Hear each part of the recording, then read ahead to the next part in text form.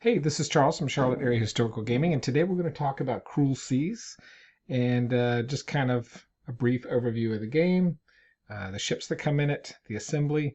And it's made by the same guy that do Bolt Action, which is Warlord Games, and it is a great little game. So it's super light, super fast, pretty fun, a little bit of a pain to put together, but not as much as the Warlord soldiers are.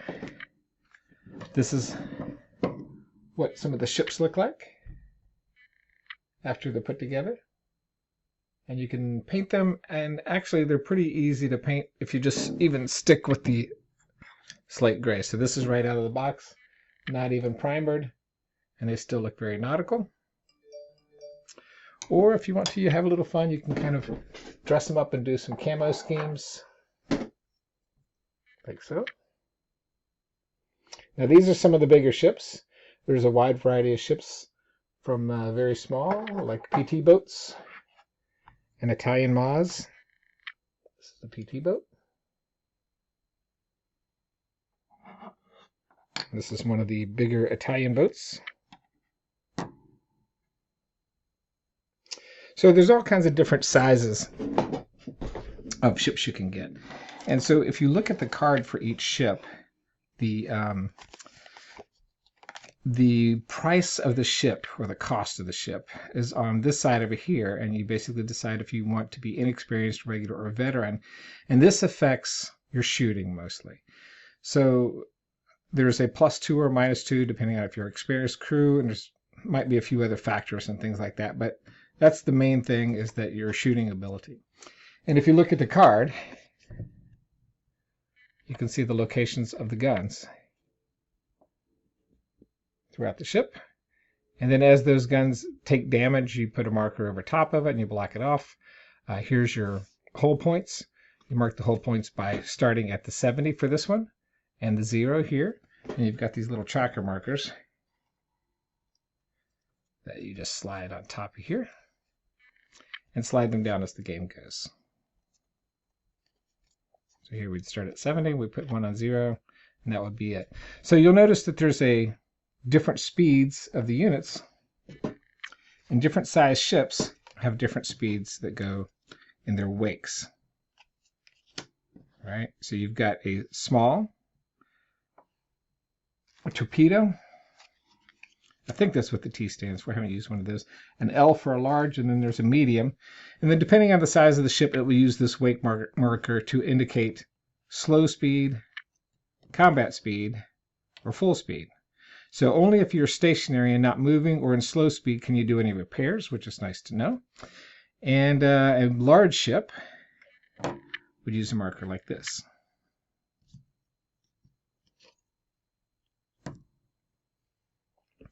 So on your turn, just like Bolt Action, you're going to draw a dice from a pile. So if you have 1 dice per ship, I'm not going to pay attention to the nationalities. You put them in a bowl, and you draw out one, and it's that person's turn, and he decides to move. So if that person starts like this, you put your marker underneath, and then you can move using the rulers. So you can see that your speed here is 6 at slow speed. This is for a Coast Guard cutter. Let's look at the...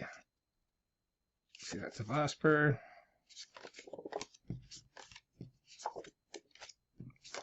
A PT boat, probably going to move 6 at slow speed, and then 12. It'll be on the card. And you put this in the front.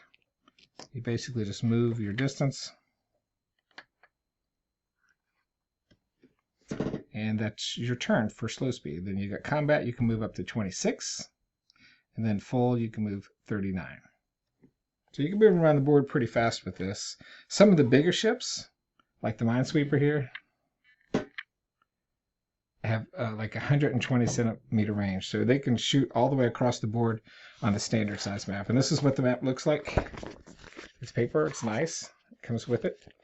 I've got a couple copies, so I've got a couple copies here.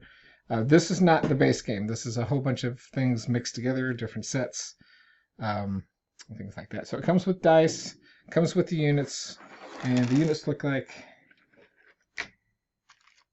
this when they come out of the box. So make sure to pay attention to the guide. So I could not find the assembly guide when I got my first copy of it, but I just saw an assembly guide. So there's a big difference in the guns and the way they here, right? So you've got all these little tiny guns that you got to assemble, little tiny holes, and it fits pretty well, pretty easily assembly. Just takes time. But like, follow the guide here for the different types of guns. When I didn't find this guide in my kit, I was going on the internet and just looking at stuff and trying to match it up, and I messed up a lot. But the main thing is when I play the game, I just play by the cards. So the cards are here. If I have the wrong type of gun in there, it's just an aesthetic thing, but most of you probably want to do it right. So make sure to pay attention to the card and the numbers, just like any model kit. There's a painting kit in here too. And to me, there really isn't too much difference between these two. There's some things you can do, like put some blue on the windows and then mess around with their torpedoes a bit. The lifeboats are always nice to paint yellow, but it kind of makes them highlight. You get a bunch of wake markers. So as you attack somebody and you miss, you will basically put a marker down for each miss, and then 3 misses on the same target basically gives you a benefit for your next shot on it. You'll go down the chart in the rule book. When they're assembled, the wake markers look like this. Or if you want to get really fancy, you can make some of these, which a friend of mine made. It's pretty awesome looking, but I don't know how to make it, so I won't talk about that.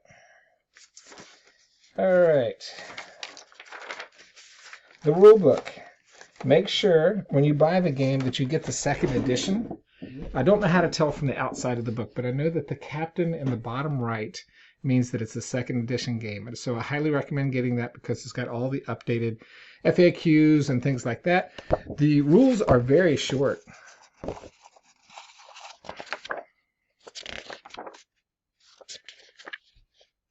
Go your boat. So here's the rules.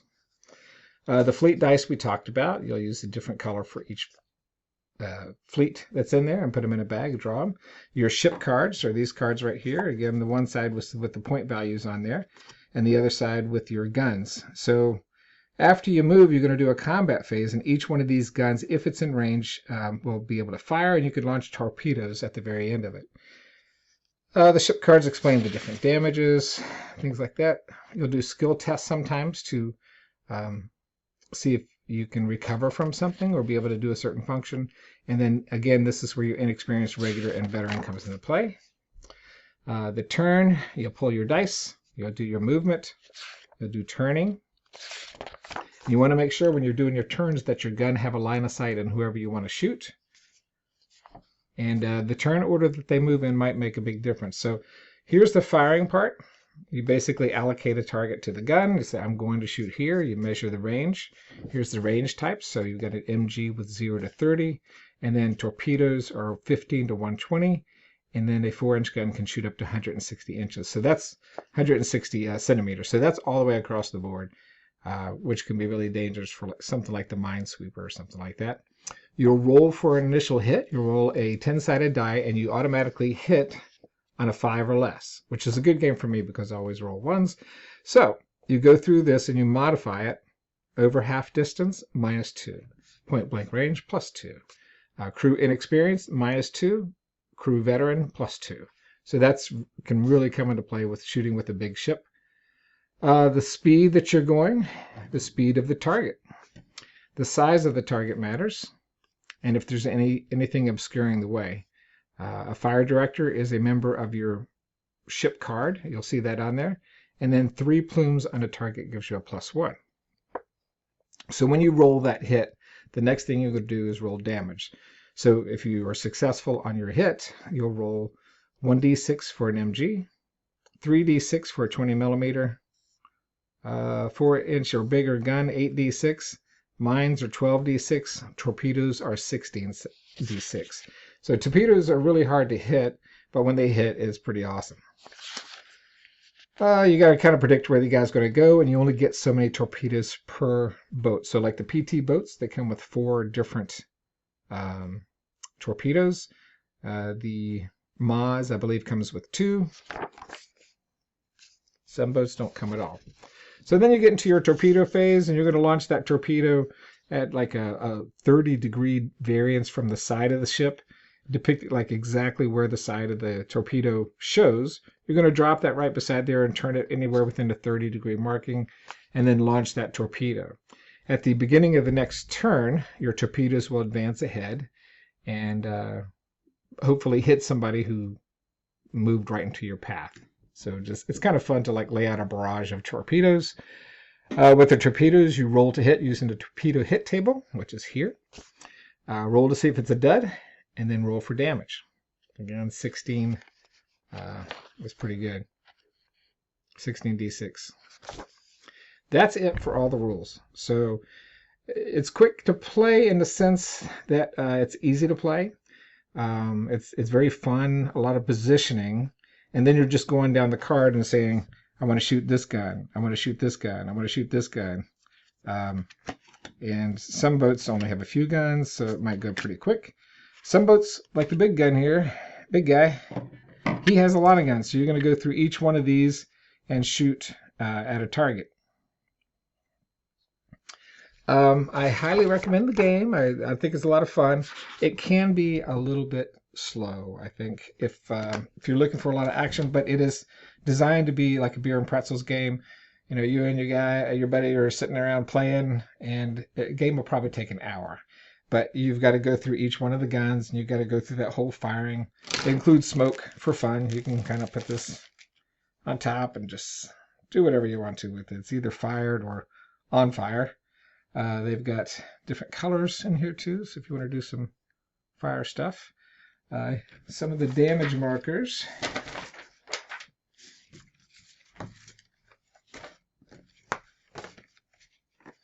Kind of look like this. So when you roll 6s on hits, after you do your 2 hit, then you roll your 4d6 or whatever it is. And if you roll a 6, you get a critical. So then you roll for a critical. It could be the cruise hit, a bridge hit, engine hit, out of action, fires, all kinds of fun stuff in here. Now, I'm not sure if this comes with the base or not, but I've also got some nice little cardboard things that can be used until you figure out, get some terrain on the board. You can use planes in the game. It's all kinds of cool stuff. There's tankers that you can use for scenarios, and then when the tanker explodes, you flip it over, and the ship's exploded. You can buy tankers too, if you want, or just use the cardboard ones. Most of you guys who are miniatures players, you're going to buy the cardboard ones. Some of the rulers have ranges and stuff on the back. Like some of them don't, and some of them do. So this kind of goes through the common gun modifiers to help you keep track on the game. Line of sight is pretty much gun to ship. So you look down the barrel of a gun and you can see any part of the ship. You can shoot that part of the ship and get a hit. So obscured is usually when there's another boat in the way or a mountain. Last game I played, we put a mountain in the middle. That really helped my PT boats get close enough to the minesweeper to do an attack on him. But I hope you get to try the game. It's a lot of fun, and take care.